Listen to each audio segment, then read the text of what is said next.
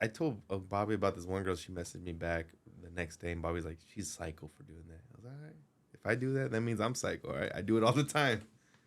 And then she like as soon as I got this girl's number, she messaged me at 1 o'clock in the morning last night. I was like, "Hey, it was nice meeting you." I was like, either you're thirsty, or I don't know what it is, because she's like a hot milf, and then like she's 45, I'm 20. I lied. I had to lie to her about being 30.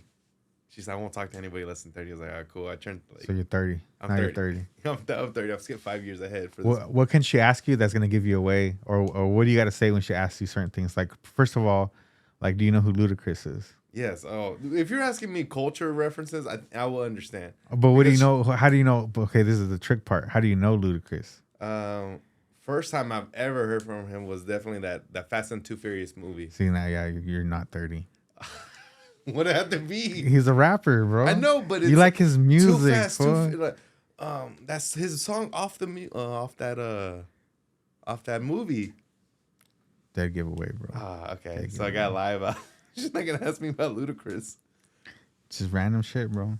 We're Because I'm 30, I'm 36, so yeah. those are the things that I've noticed that when I talk to younger people, like they don't know Ludacris as a rapper. They knew Ludacris as like the Fast and the Furious franchise. So don't say. No, you love his music, bro. I love his music. Oh, what else? What'd you think about the Titanic? It was real political for some reason. Like a bunch of the poor people. All right. I don't know. How do I not sound like a dumb? How do I not sound 25 and dumb? I gotta sound 30 and dumb.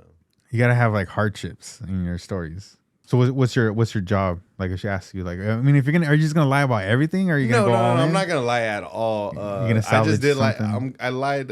Just I think it's funny at towards the end of the day if we make out or kiss or like, and I dropped the bomb of, oh yeah, I'm 25 by the way. Like she's gonna be what? Like, cause she's already like we're 15 years apart. It's like no, we're 20. Fuck. Because I've met women. Wait, she's 45. She's 45. Yeah, and I met women that lied to me about their age, where they're They said they were 25 when they were 45. No, she said I was 17. I was like, no, just kidding. No, I definitely have women that go like, yeah, I'm 30. And you know what? No, I'm lying. I'm 35.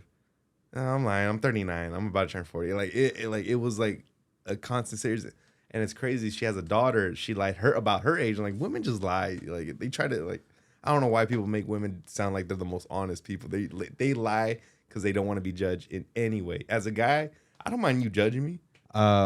What's going on with you as far as comedy? What are you up to? I know you got your Joke-jutsu. Yeah, just gonna switch the name, man.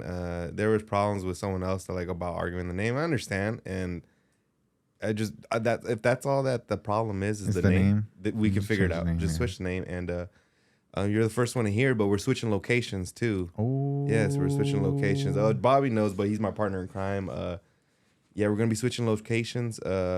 Someone I was trying to get this location over at the Well as hey Dan, give me 1 or 2 months to prove that I can bring an audience and we can bring it over here. And then the location the location's getting shut down, so I was like, fuck, 2 weeks like it's already over, like cancel. Oh, what? We're gonna be moving over to a building, an actual building. Last time it was just outside, doing with the outside conditions. But we're gonna be moving to a different location. It probably fit up to 20 to 30 people, and that's all we need for right now. Because if you can bring a crowd of 20 people, it's gonna be good. Because right now, even on open mics, the crowd is like 5 to 10. And when I mean 10 people, a lot of them are open comics, but I mean like a solid crowd of 4 to 5, Yeah, and we can work with that. I mean, it's a growing thing, especially if you're starting out a mic somewhere. Is it a business or is it just a building? It's the building it's built around podcasting. It's built around it has green screens. But it's not meant to have a show because how you have all this equipment. Yeah. Imagine people come in here and watch a show. It's just so much. What is the place? Canoodles. I was about to say, is it Canoodle Studio? Yeah. As soon as you said it's for podcasts and green screens, yeah, I was like, Canoodle, that's dope. So I those guys have been very supportive of comedy for a long time. I can't tell you how much I'm thankful for Jesse, because it's like I have no guy I try to figure. I'm a real dumb dude, and Jesse just likes my comedy to the point where hey man, I'm willing to help. I was like, hey man, how much for a poster? I was like, I'm not charging. Like he generally loves comedy and generally loves the community. And it's crazy how much, but he's already in that type of world. He has a good sense of humor too. Yeah.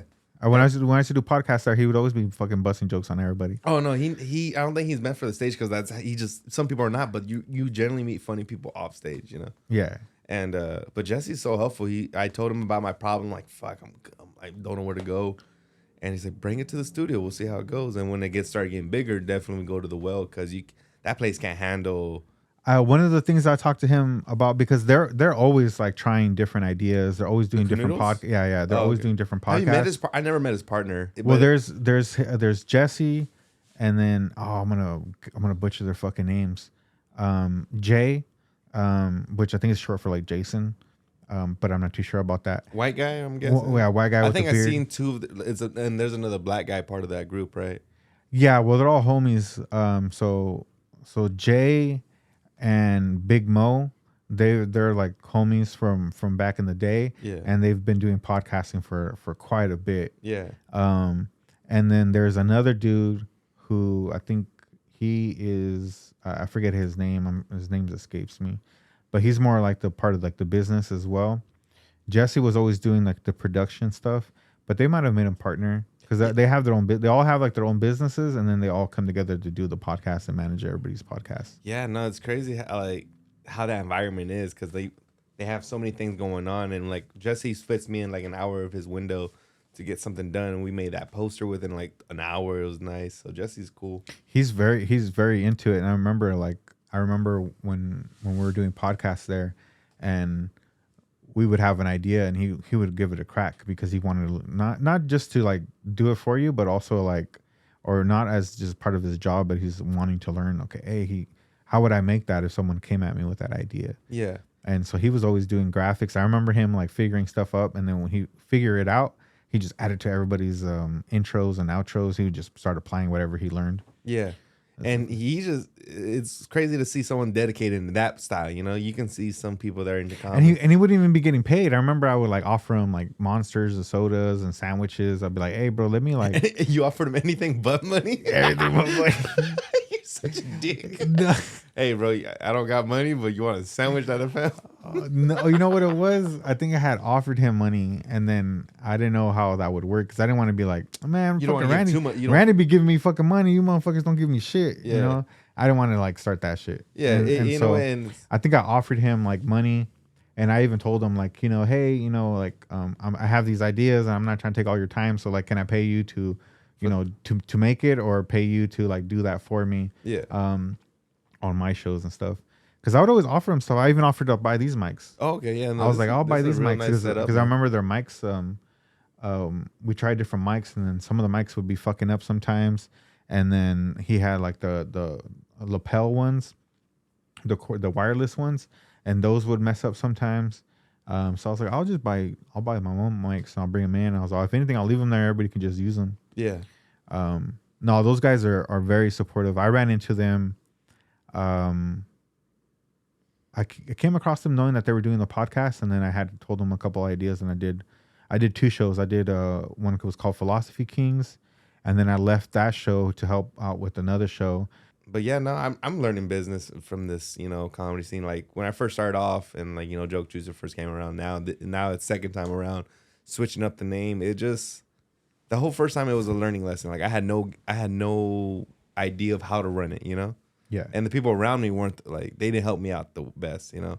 So I think now I have like friends, like, it's a different scene. You can definitely see it. Like the old scene to now where I don't know if the guys in Bad Neighbors will ever get better compared to like the old scene. Cause the old scene used to be so, I don't know, people say like, I don't want to see comedy. It's like, yeah, but the old scene used to be nothing but sad people. Now this whole new scene is more, we're actually here to tell jokes instead of, I'm here because my dog died. My girl, like it's different now. It's way different. Yeah, it's definitely different. And what I see is there's just more people taking it more serious. Wait, by the way, do you want to come out Monday? Yeah. I didn't go this Monday because I spaced out. I was here working on something. No, you're good. You're good. If you want to do open mic or a roast battle, I might have a roast battle for your last minute if that's cool. Well, we'll talk more about it later. Sorry for interrupting because we're just talking about the comedy right now. No, you're good. Well, as far as the comedians, I think a lot of it is like I've told everybody, man, and it's everywhere, bro. Anywhere you do comedy, there's like drama. And I think some of the older comics kind of had this like perception of like they are owed something because they've been doing comedy for so long, and so therefore like if you're gonna gain something somehow, they're like the godfathers or the wise guys, you know. And it's like I don't think that's gonna get anybody anywhere. I was just talking to Eric about it, and I was telling him like Which Eric? Seifert. Oh, okay. I was talking to Eric, and he was on the podcast on Monday, and I was telling him it's like, what is it going to take for everybody to just start getting along, work together, and move forward? Because and you'll come across it because you said you've been doing it for like 3 years now. Yeah, 3 years. And so like I've been doing it for like 7. Not that it matters, but it just came across so many scenarios now, and I thought a lot of it is like the older dudes feel that they're owed something, and then there's people who also they're not really good at comedy. Like they're not in the mindset of the business side of comedy. Yeah. They want to do comedy, they're funny, they go out to the mics, they're supportive, but they're not able to like think about how to sell tickets. What are the different ways people are selling tickets, how to promote tickets. And I'm one of those comedians, you know, where it barely all clicked into me within the last 3 months, let's say. Like it barely clicked in my head. Yeah. Yeah, no, definitely. There's the business part of like how to promote yourself, how to get places, different ways to make money on the show. You know, sometimes I tell people sometimes and they're like, well, no shit, you didn't know that. I was like, I didn't know that at first. And someone had to tell me. Right. One of them was like, you know, if you're doing a show and you have like a following, you know, not just doing the show like, hey, telling the owner like, hey, I have a following, I'm going to sell out. So, you know, I want this much money. But apart from that, you can also do where you can wear a clothing brand for somebody. So like sponsors. Yeah. So like getting sponsors for people to wear like their brand of shoes and to put on a show. So like, let's say you do a show at one of the, you know, at the well. Or even like, and you just promote a local business. Yeah. There's like little subtle shit that people do that to make money. Yeah. Another one too is like, let's say, you know, you have from my 2 subscribers so that they can take their fucking notes here so they can be badass promoters. So another one is like, let's say like my budget's like $500 or something. Instead of like, okay, I'm going to spend, you know, $300 for the headliner and then $200 for the feature and then get like a local guy to do it for free or something. What you can do is how about I give so let's say the budget's $500. I can give the guy, the other guy, instead of paying him $300, I'll be like, hey, how about I give you $400, you bring your own feature. Or you can give him like, hey, I'll give you $500 and you pay your own feature. So now you don't have to worry about who you're gonna book. You got the guy you want. He brings his opener, and then you still got, or his feature, and then you still got an opener. But instead of paying, like let's say like me, like 2 people, you pay one and you just pay one. They figure out their guy, and then the guy that you're gonna have that's local. Instead of telling him not to pay him and just giving him stage time, you go, hey man, you're gonna open up for so and so give me 100. Yeah. I've never done that to somebody, but people do that shit, and people will pay for it because they get to say like, hey, I opened for so and so. Really? What the fuck? Yeah. And they got the flyer and everything to prove. I feel bad if they don't put them on the flyer. There's only one person I've ever heard actually pay for stage time, and that was only one person. You know, I've never heard it outside of that circle other than LA, but nah, I've never heard any pull that move before except one person. No, that's definitely something people do. Okay. Damn. Honestly, my resume is not deep at all, but I know I can kill a show, and that's where I'm like always like, am I lying to myself? Like, oh, I murdered. I did good. Even on my bad nights, I still do okay, right?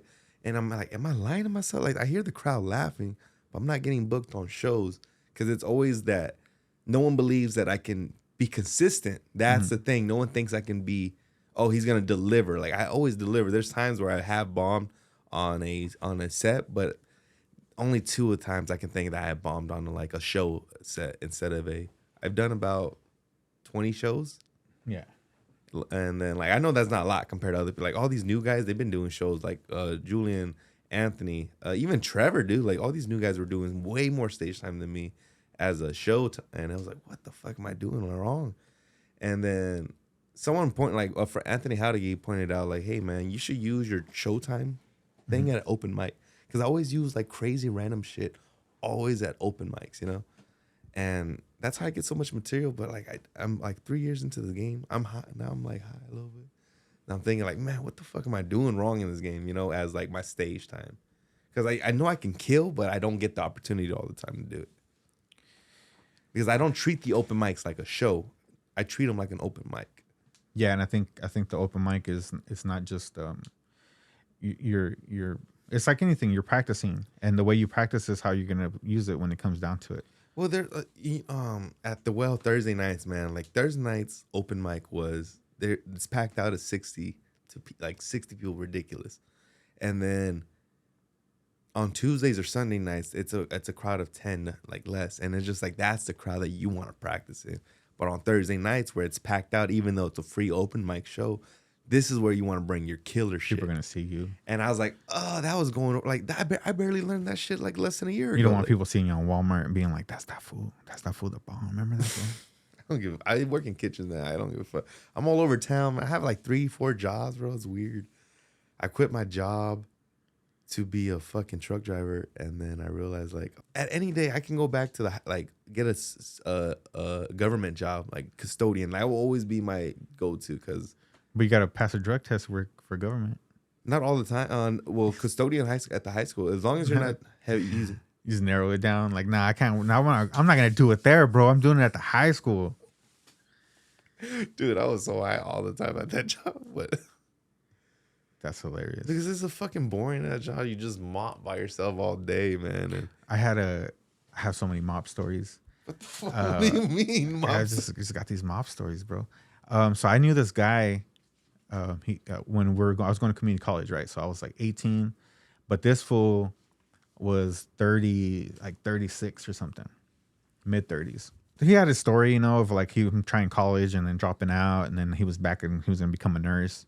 So we started getting along, and so one night I'm working late, and he gets a job as a janitor for the school, and he's mopping, and I'm walking with him, just like talking to him. Starts telling me a story about he dated like a billionaire.